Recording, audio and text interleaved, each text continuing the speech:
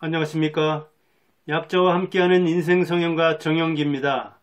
아버지를 잘 만나는 게 인생에서 가장 중요하다. 그래서 흙수저다, 금수저다, 그런 이야기를 하죠. 지금보다 그것이 훨씬 더 중요한 때가 있었죠. 조선시대죠. 아버지 따라 양반도 되고 상놈도 됐죠.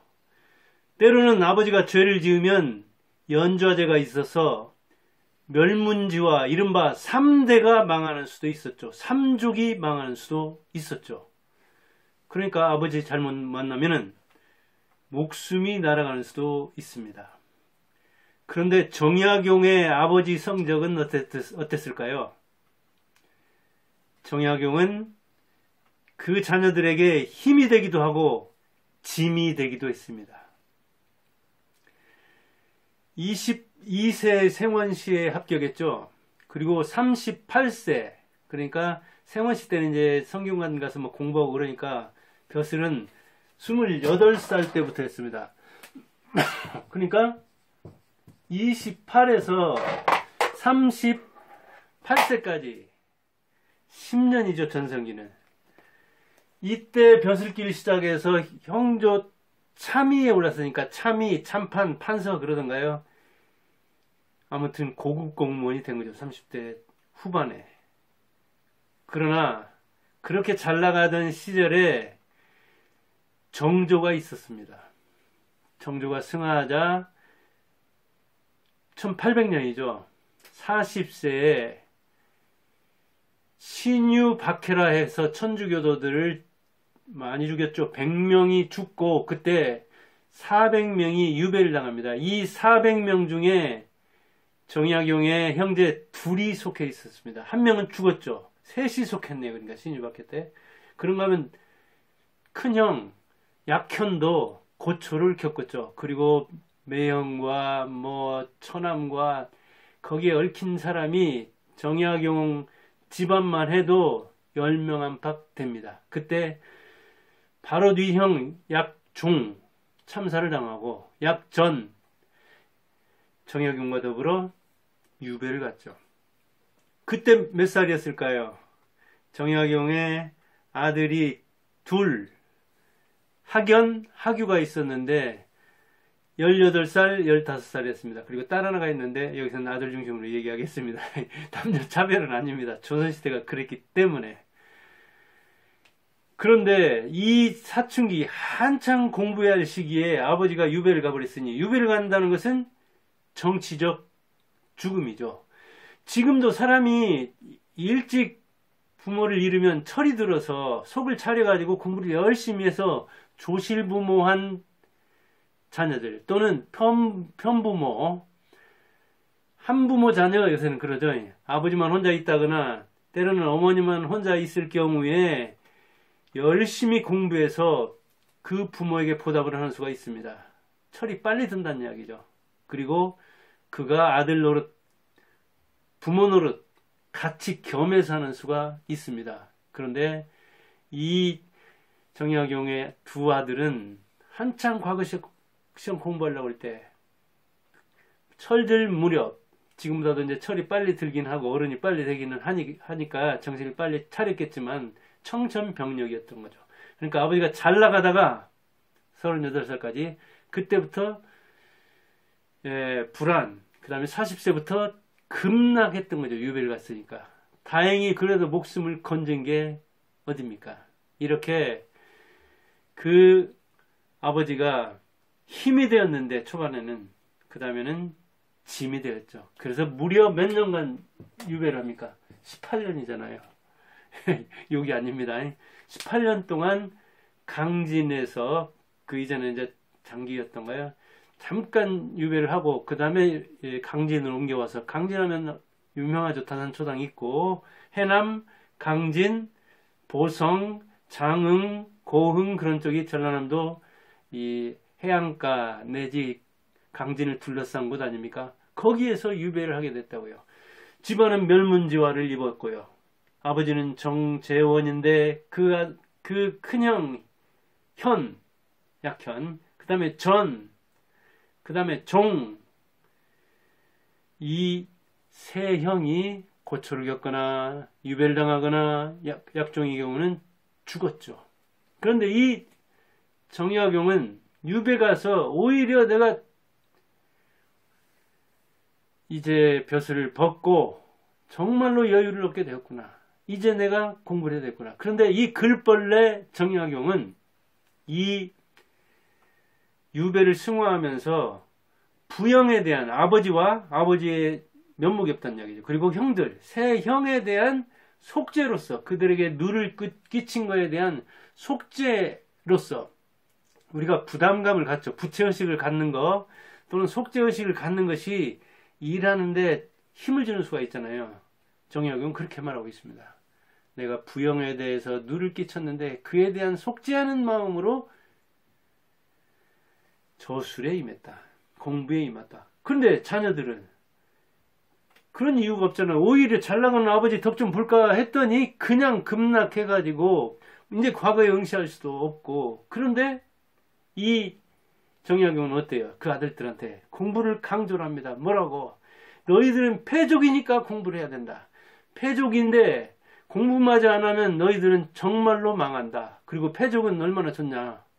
시험 공부 안 하니까 그런 그 시험의 굴레에서 벗어나서 자유로운 공부를 할 수 있으니, 하고 싶은 공부를 할 수 있으니 진짜 공부를 할 수 있는 기회다. 그리고 역경을, 고생을 당했지? 그래. 그러면 그 고생을 강인함을 뭐랄까 발휘할 수 있는, 강인해질 수 있는 기회로 삼아라. 인생을 승화시킬 수 있는 기회로 삼아라. 그러면서 공부를 강조하는 거예요. 지금 같으면 아마 원망을 받았겠지만은 조선시대에는 부모 말을 들었어야 하죠. 그리고 출세 위한 공부, 성공 위한 공부를 하지 말아라. 이거는 나를 위한 거다. 너희들이 공부 안 해가지고 문맹이 돼버린다면은 이렇게 그 형조에서 취조해가지고 아버지에 대한 벌을 이렇게 기록해놨는데 그것이 그대로 굳을 거 아니냐. 그러니까 나를 신원, 이 원한을 풀어준다는 차원에서 너희들은 공부를 해놔야 된다. 그리고 가문을 제기해야 된다. 가문을 부흥시키려면 너희들은 준비하고 공부하고 있어야 된다. 그리고 결혼 상대를 잘 고르려면 붕어입처럼 나온 사람이라든가 막 그 외모라든가 이런 걸 통해서도 협박을 합니다. 아무튼 공부하라는 이야기를 편지를 통해서 유배지에서도 편지로 원격 과외를 하면서도 얼르기도 하고 협박하기도 하고 여러 가지 사유를 들어서 공부하라고 합니다. 결혼 상대 매우 중요했죠. 옛날에는 혼인이 얼마나 중요합니까? 그리고 내가 이렇게 고생스러운 데서 힘들게 지금 유배를 살고 있다. 그런데 너희들이 공부를 하고 몸가짐이 바르다는 그 소리를 들으면 내 근심은 싹 날아간다. 지금도 그러잖아요. 공부 잘하면 스트레스 부모들은 덜 입잖아요. 그렇게 하면서 편지로 구체적으로 어떻게 공부를 해야 된다. 이를테면 모르는 거 나오면 꼬리에 꼬리를 물고 찾아라. 계속해서 찾아서 공부를 하면 시간은 오래 걸리겠지만 넓게 공부가 되고 그렇게 공부 바탕을 넓게 잡으면 거기에 튼튼한 공부 집을 지을 수가 있다. 너희들이 마치 건축가라는 생각으로 내가 내 집을 짓는다는 우리 이 조상과 선인들을 위해서 가문의 영광 집을 짓는다고 생각하면서 공부하라. 그렇게 이야기하죠. 그리고 아들이 양계를 한다고 하니까 양계를 하기에 앞서서 양계를 어떻게 하는 것인지 책을 읽어라. 그리고 그것을 체계화시켜서 공부한 것을 저술하라. 그러면 그 저술한 것을 책으로 낸다면 계경이 될 수도 있지 않겠느냐. 닭개자죠. 경서경자.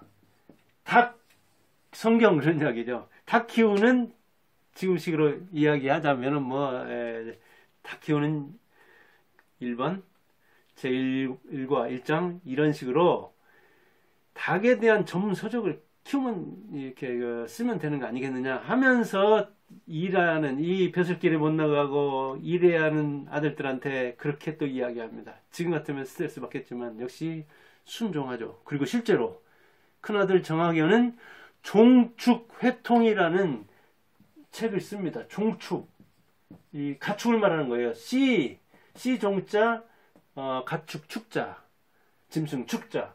그런 가축을 치료하는 방법. 정약용이 쓴 책 중에 마과 해통이라는 게 있잖아요. 홍역 치료하는 방법, 해통. 이거는 이제 지금으로 말하면 치료서 그런 얘기입니다. 요법. 그리고 정학유도 농가 원령가라는 걸 쓰잖아요. 농부가 다달이 무슨 일을 해야 되는가 하는 게 이게 아마 중학교 내지 고등학교만 나와도 그런 게 있다는 걸 알게 되고 고등학교 때는 그걸 배우고 그럽니다.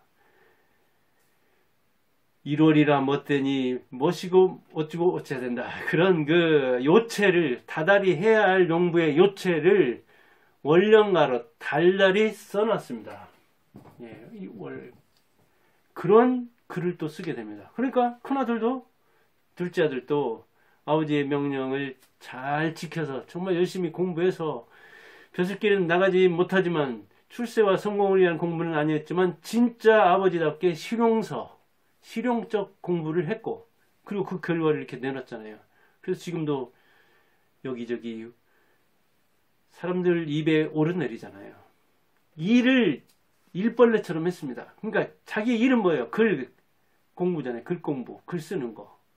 그런데 부영에 대한 속죄 의식을 가지고 써서 그 많은 책 500여 권이라고 하잖아요. 지금 권수하고는 다른 거죠. 물론 지금 권수 따지면 한 3분의 1로만 잡는다 하더라도 거의 130여 권을 저술한 거니까 굉장한 저술이죠. 130권이 넘나요? 3분의 1 잡으면 150권이 넘는가요? 160권? 제가 수학에 어설퍼가지고 이렇게 유배를 갔어도 그 다음에부터 바로 서당을 엽니다. 그래서 재밥벌이를 해야지. 자급자족 의식이 강했던 겁니다. 자녀들에게 유배발 이렇게 감옥에 들어가면 감옥 발의를 하려면은 감옥 뒷바라지를 하려면은 얼마나 가족들이 힘듭니까? 면회 한 번씩 가는 것도 그렇고 돈 넣어주는 것도 그렇고 그래서 유배 이 뒷바라지도 얼마나 힘든 일입니까? 그래서 정약용은 가자마자 그 다음에 근데 적당한 데 없어가지고 주막에서 그 다음에는 또 삼방에 가가지고 또 이양내 집에 가서 그 다음에 이제 외가가 그 해남 바로 옆에고 땅끝 마을 있는 해남 윤씨 유명하잖아요. 그 해남 윤씨 그 중에서도 이 윤두서 얼마나 유명합니까? 자화상 그린 사람. 그 증손녀가 정약용의 어머니잖아요. 근데 물론 9살 때 돌아가셨지만 아무튼 굶어 죽지는 않으라고 해서 그랬는지 그 외가 있는 옆 강진으로 유배를 보냈는지도 모르죠. 옛날 사람들도 그래도 피와 눈물은 있었으니까요.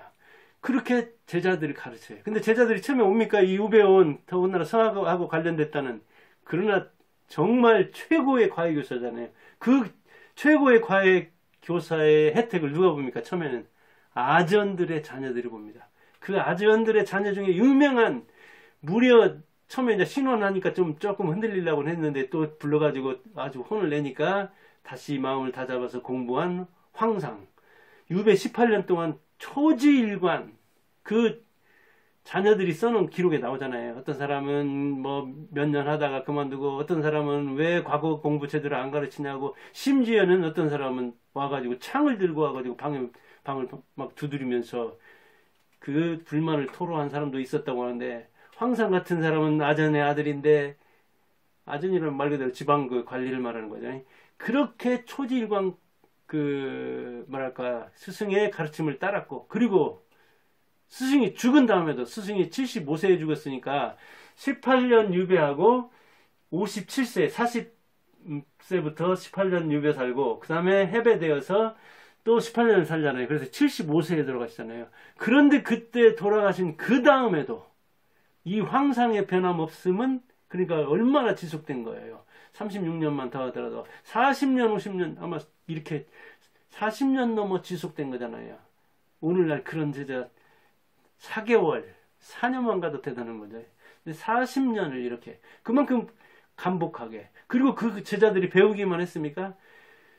저술을 하는데 혁혁한 공을 세운 사람들이 다산의 그 제자들이죠.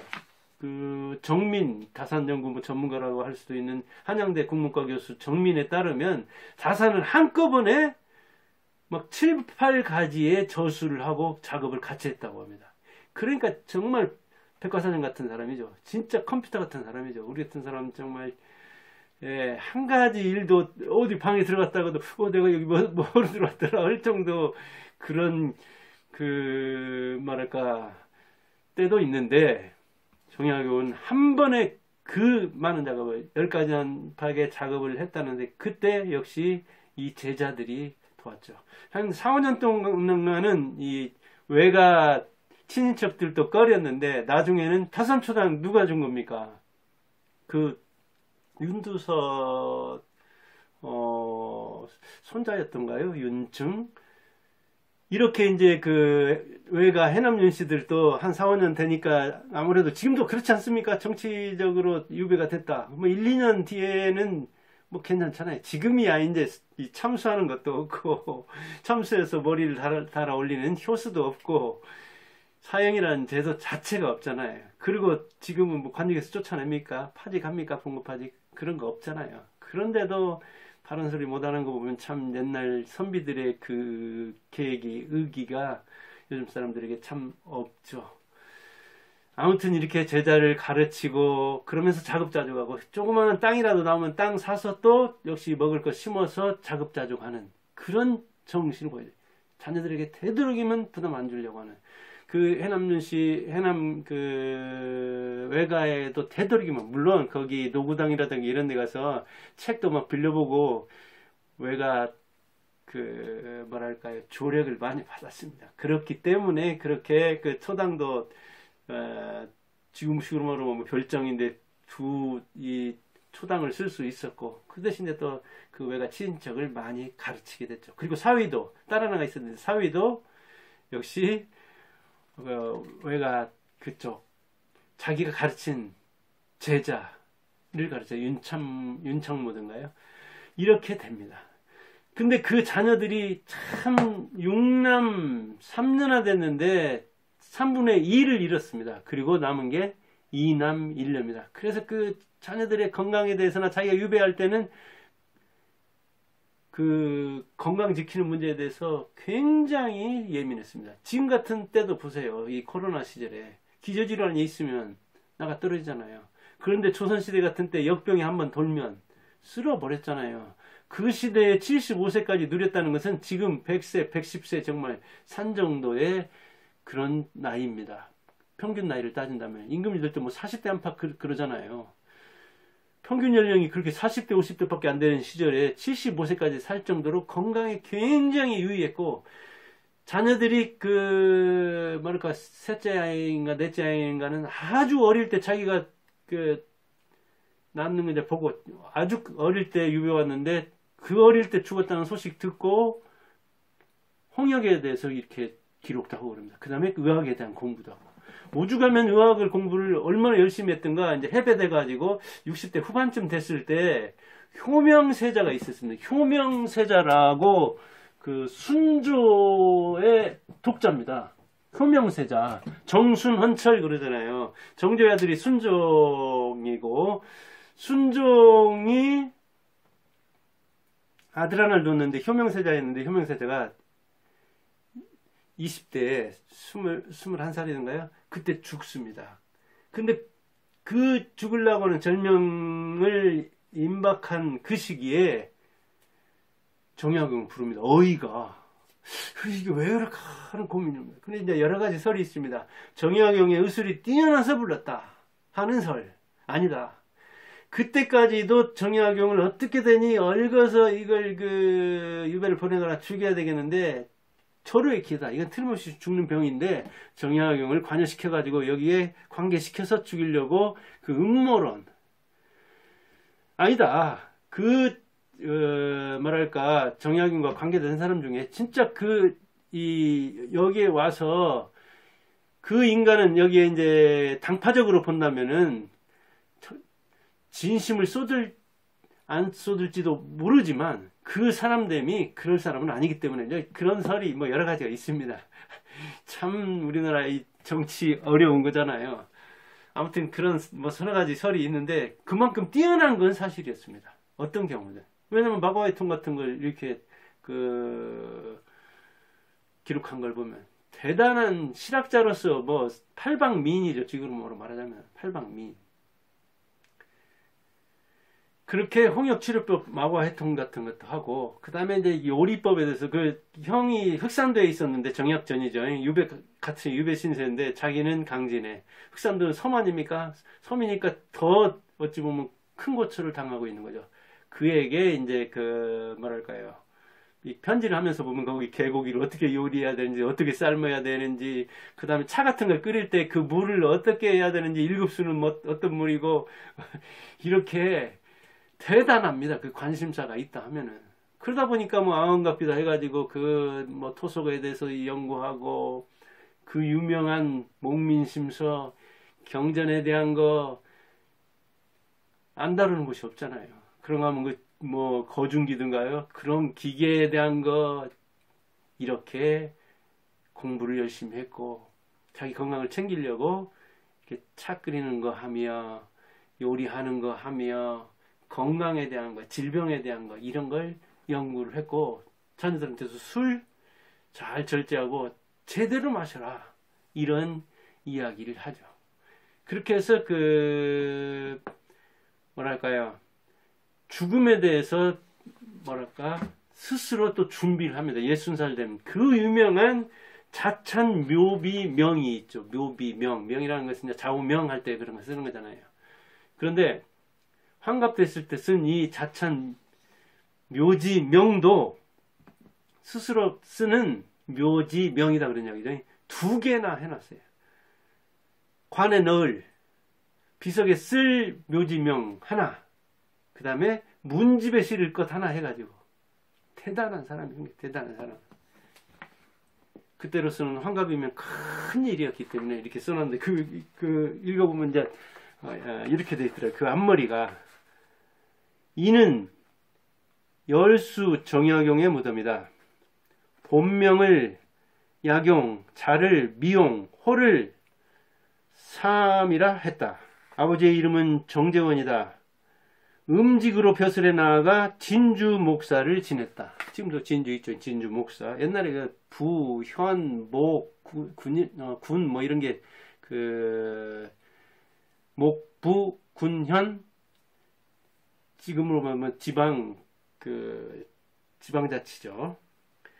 어머니 숙인 어머니는 숙인 해남윤 씨이다.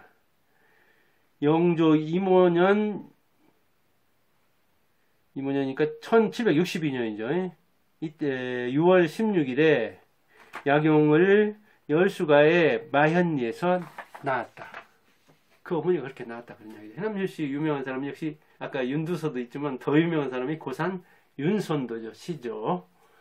이렇게 시작하고 있습니다. 뭐 이렇게 이제 쭉 쓰면서 뒤에서 명말 해가지고 그렇게 쓰고 있습니다. 그리고 자녀들에게는 이런 문집 남기고 뭐 묘지병 남기고 죽음에 대비해서 유언도 하는데, 재산은 그 양주에 있는 뭐 그 재산이겠죠. 그리고 그보다 더 중요한 건 근신이라는 2글자를 너희들에게 주겠다. 부지런하라. 부지런할 글자죠. 그 다음 삼가라. 근신. 근신은 근검이든가. 근검 부지런하고 검소하라. 그런 정신 예산을 남기죠. 근검. 이렇게 정약은 아들에게 힘이 되었다가 짐이 되었고, 그리고 너희들은 패족이니까 패족일수록 더 공부해야 된다. 그리고 나를 위해서도 공부해야 된다. 내가 고생스러운데도 너희들이 공부한다는 말 들으면 난 근심 싹 달아나고 힘이 난다. 실제로 말만 했습니까? 모범을 보였죠. 그 자녀들보다 훨씬 더 어찌 보면 공부해야 할 동기가 있었죠. 왜? 부영에 대한 죄책감을 가지고 속죄하는 마음으로 공부를 하니까. 근데 자녀들은 아마 여러 복잡한 감정이 있었을 거예요. 그리고 뭐 과거 영시도 못하는데 무슨 공부를 해서 쓸 데가 있으랴 하고, 부모는 아버지는 계속해서 그 효용을 말했지만 그런 차원에서 그 아들들도 반은 반발심이 있었을 것이고 반은 복종하는 마음이 있었을 거예요 아마. 그리고 이제 그 뒤로 가면서는 역시 이제 또 역시 뭐 가문이 흥성하게 되죠. 예, 박지원과 정약용을 유명한 실학자로 치는데 박지원 문학적으로, 정약용 실용 학문적으로, 실학적으로 두 쌍벽 중에, 그리고 학문으로서는 뭐 정약용을 더 높이 치죠. 자, 오늘은 그래서 아버지 이 정약용 그의 성적은 어느 정도 되는지 그 이야기를 해봤습니다. 감사합니다.